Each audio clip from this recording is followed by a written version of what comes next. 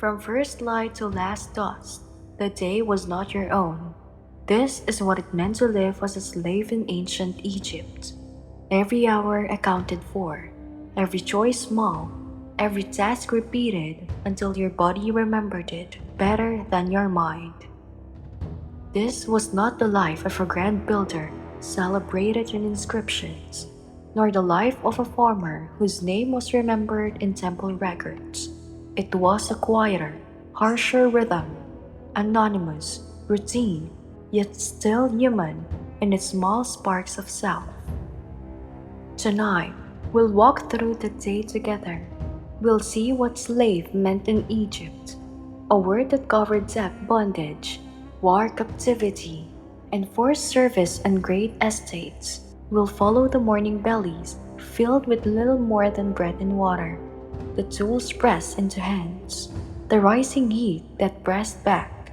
We'll pause in the long hours under sun, watching the pace set by overseas tallies, and glimpse the rules that hem in each movement. And finally, we'll end in the small mercies of evening, gossip, laughter, a bowl of cool water, and the distant, almost unreachable hope of freedom. If you listen to our journeys through the lives of peasants and builders, this is another window into Egypt's past, one where routine was stricter, choices fewer, and survival itself a daily skill. And if this is your first time here, don't worry, there's no need for prior knowledge.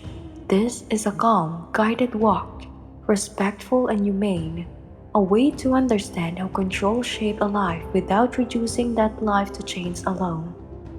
Stay with me. In the next few minutes, you'll know the sounds of a day when choices were small, when agency was limited, and yet when people still found sparks of dignity that carried them forward. To begin, we need to pause on the word itself. Slave in Egypt did not always mean what it later meant in Rome, or in other empires where people were bought and sold as mere property. In Egyptian records, the word appears in fragments, attached to different contexts, different arrangements of duty and control. There were war captives, brought from campaigns in Nubia or Canaan, who were set to work in the households or in state projects. There were Egyptians who fell into debt and pledged themselves, or their children, to serve until the balance was repaid. There were corvée laborers, technically free, but compelled to serve the state in periods of building, dredging, or transport. In each case, the pattern was the same. The person's labor was no longer their own to direct. They were bound, not always by shackles, but by obligation written into ledgers, spoken by overseers, and forced by custom. The law recognized them as people. They could marry, they could be named in records, they could even sometimes purchase or earn their freedom. But while in service, their time belonged to someone else. When scribes wrote of them, they did so bluntly. A household record might list a slave alongside livestock, one cow, one goat, one servant. A temple ledger might tally them by dozen, 22 men for hauling stone, 10 women for grinding grain, 4 children for tending. The names are rarely given. What survives are the numbers, the tasks, the rations issued, the overseers who measure their output. And yet, even within that system, there were gradations. Some worked in homes, cooking, cleaning, fetching water. Others were sent to fields, to weave, to quarry, to build. A few rose to positions of trust, managing stores, tending to children, serving as guards. Some even appear in records of manumission, freed by masters who rewarded loyalty or piety. Freedom was rare, but it was not impossible. Still, the rhythm was harsh. To live as a slave meant to begin each day not by choosing, but by being chosen. Tasks were assigned, movements watched, effort measured. A mistake might bring punishment, but more often it brought another tally in overseer's register, a mark against your household, to the state, to the estate, to the temple. You were one more moving part in a vast machine, kept in motion by sun and breath and order. And so the day began with that knowledge that from dawn to dusk, the hours ahead were not yours. But what did dawn feel like in practice? What sounds woke you? What food steadied you? What tools were pressed into your hands? To understand the weight of a day, we need to step into the morning, when the air was still cool, the bread still warm, and the long hours of labor only beginning to stretch ahead. The day began before the sun, long before the heat pressed down. There was a moment of coolness, when the air still carried the faint chill of night, and the desert horizon was only beginning to pale. For the slave, this was not a time of silence or choice, but of summons. A voice carried through the narrow sleeping quarters, the bark of an overseer, the clatter of wooden staffs against stone, the rustle of linen as bodies rose quickly, knowing delay would be noticed. The sleeping space was simple, reed mats, rough walls of mud brick, sometimes a roof of palm thatch, sometimes only the stars above. Privacy was rare. Families often slept together. Children curled against their mothers, men shoulder to shoulder. There was little room to stretch. And yet, in those early minutes, some small gestures of self survived.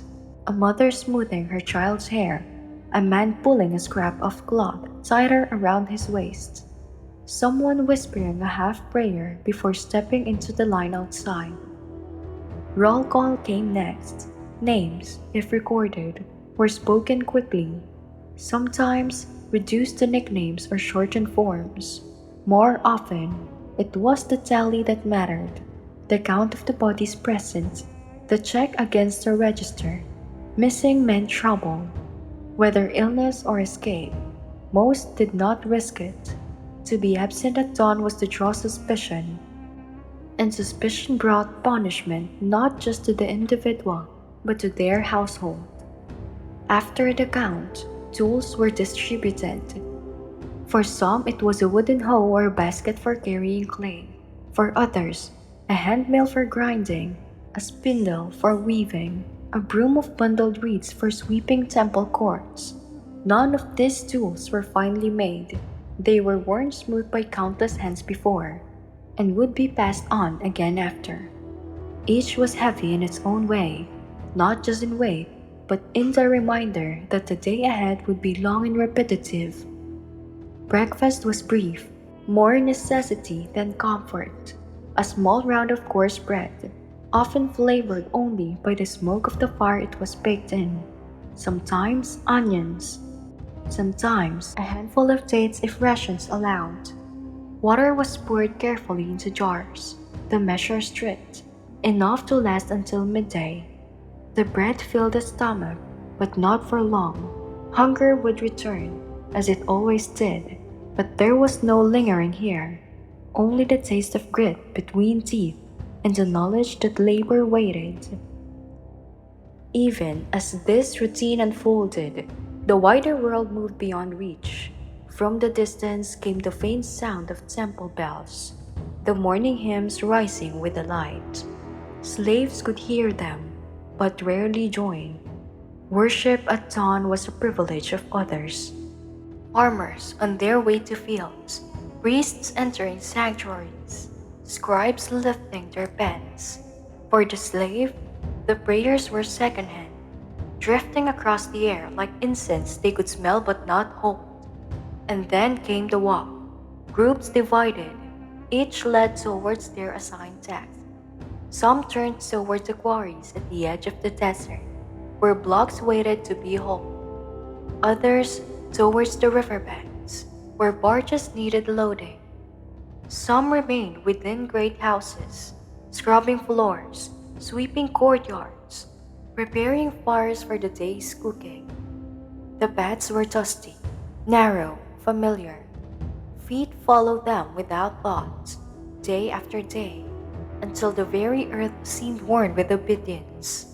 Yet, even here, small observations lingered. The coolness of sand before the sun rose high, the silhouettes of palm trees against the lightening sky, the quiet companionship of others walking beside you, faces blank but eyes alert. These were the moments before heat, before shouting, before tally marks on the register grew thick. For some, these first steps of dawn were the only time the body still felt light, the only time the air itself seemed sky. But kindness did not last. The sun rose quickly, burning away the cool, pressing down with weight as heavy as stone. Ahead stretched the real hours, quarry dust, grinding stones, weaving looms, fields of mud and reed. To survive those hours meant not strength alone, but rhythm. How to pace, how to endure, how to keep moving under the watchful eyes of others. And that is where we turn next, to the long labor under the sun.